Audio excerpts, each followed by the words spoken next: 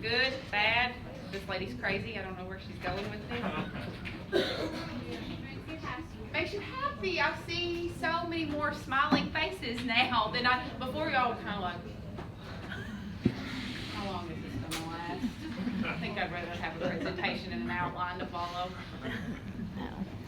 So talking about things that are important to you makes you happy, and it brings meaning and joy to your life. And that's a big part of my job as a counselor and as a social worker with hospice.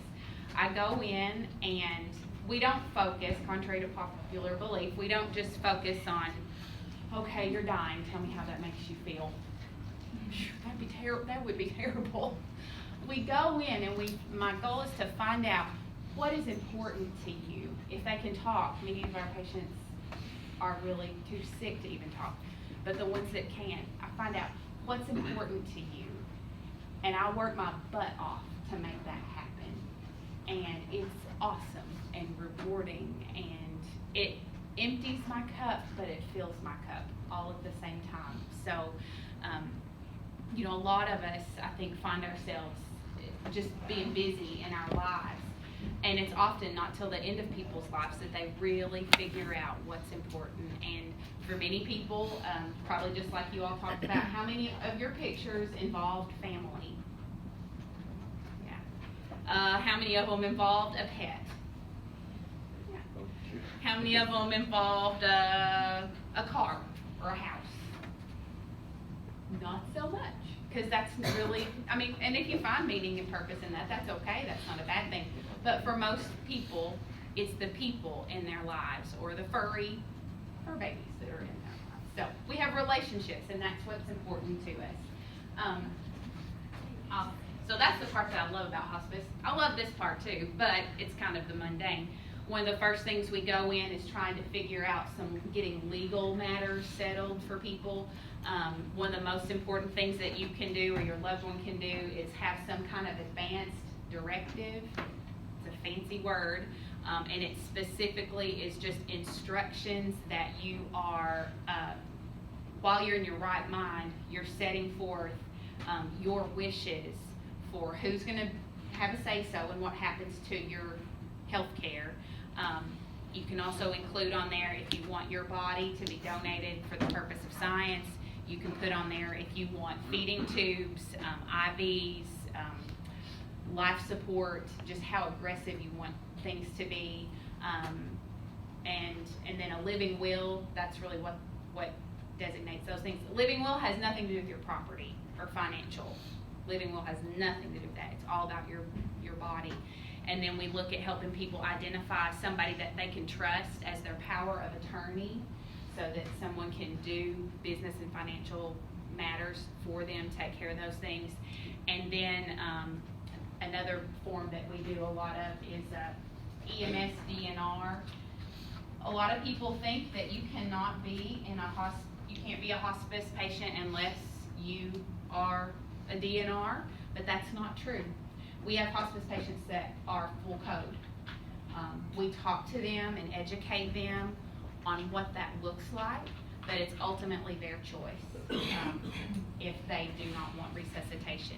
In the state of Kentucky, if you are receiving health care in your home and you don't want CPR done, you better have one of these posted on your refrigerator or in a place that's well seen in your home, because if EMS is ever called and dispatched, they have to perform CPR.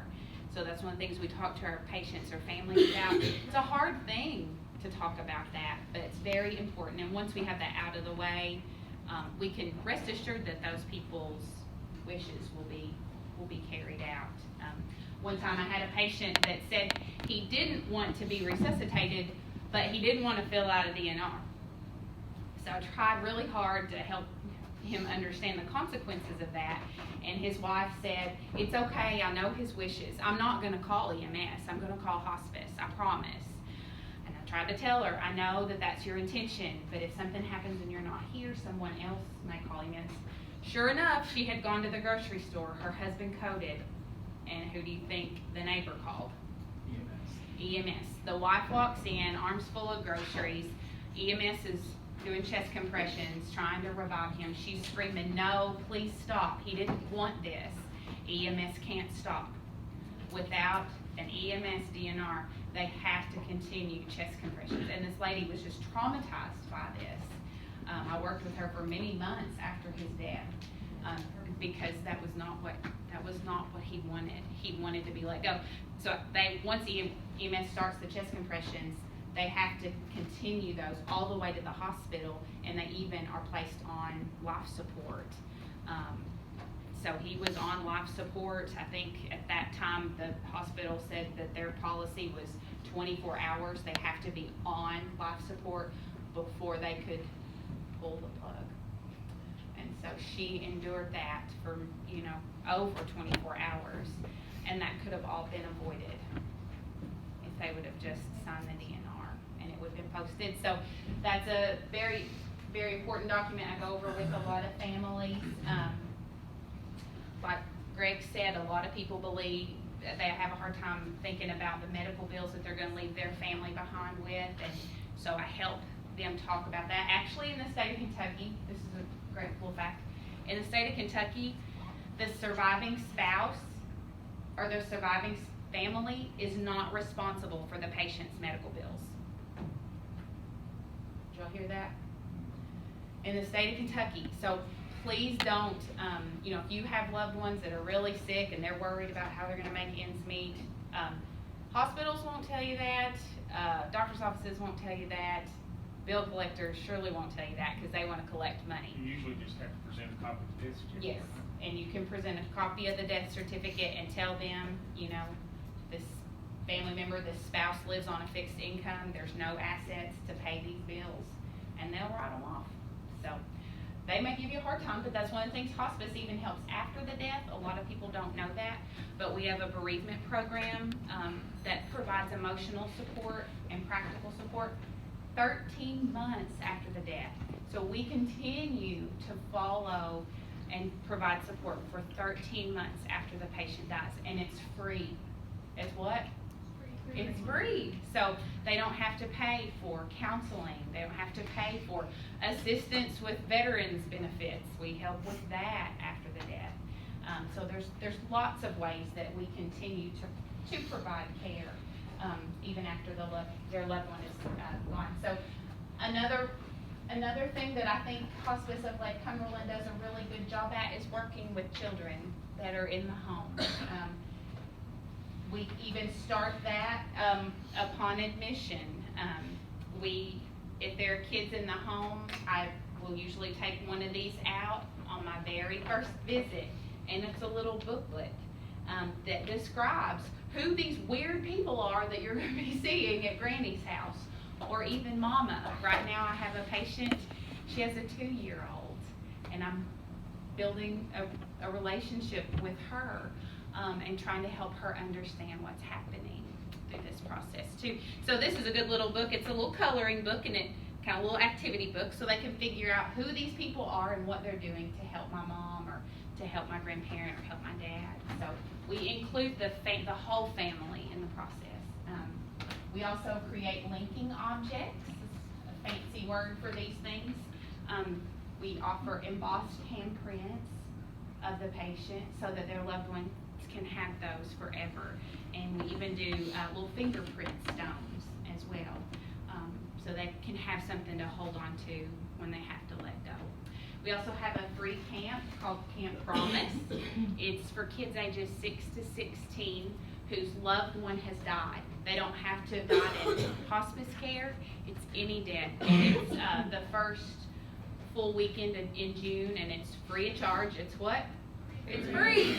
So kids ages 6 to 16 can go down to Camp Jabez and spend 3 awesome days together, and we always need volunteers. So if any of you all are interested in helping grieving kids, we'll train you, and it's free to you too. So we'll feed you and provide lodging and everything if you guys are interested in giving back and helping grieving children in your community. So, okay, sorry, I'm 1 minute over, but that was we do a lot at hospice, don't we, Greg? I think people don't realize all the Y'all are, any of you Oh, that will make me feel super old if they. Okay. Because we usually have, what, 30 to 35? Yeah, we usually have about 30 to 35 kids. We've been doing it, since the 90s too, but I mean, the camp at J-Med's has been since when? So last 6 years. They've been- Probably, yeah.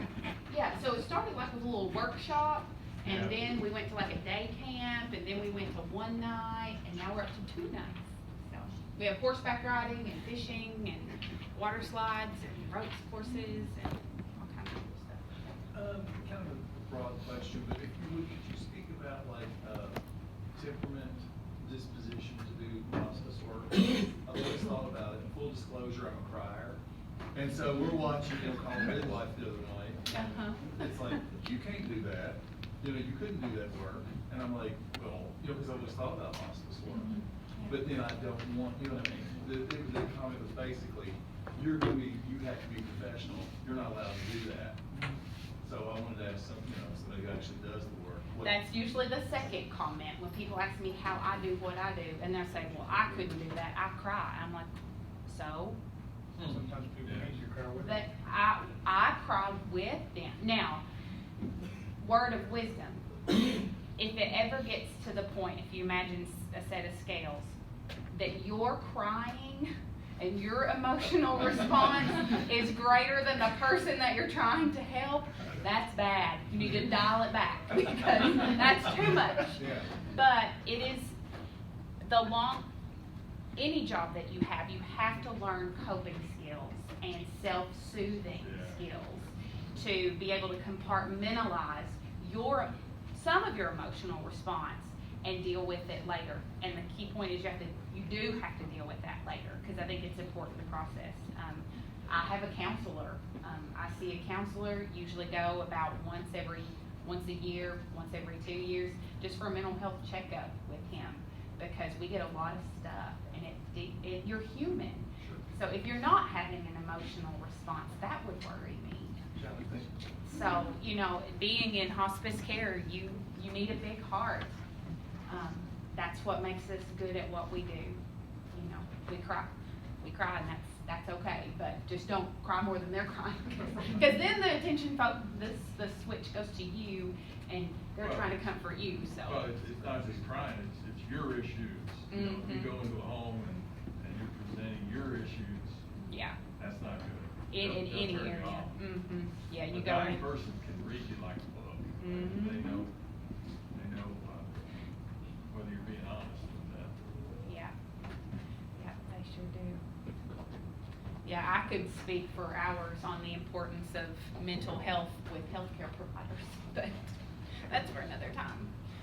We need help and support too, because we see a lot of tough stuff. So how many of you are going to make it all the way through?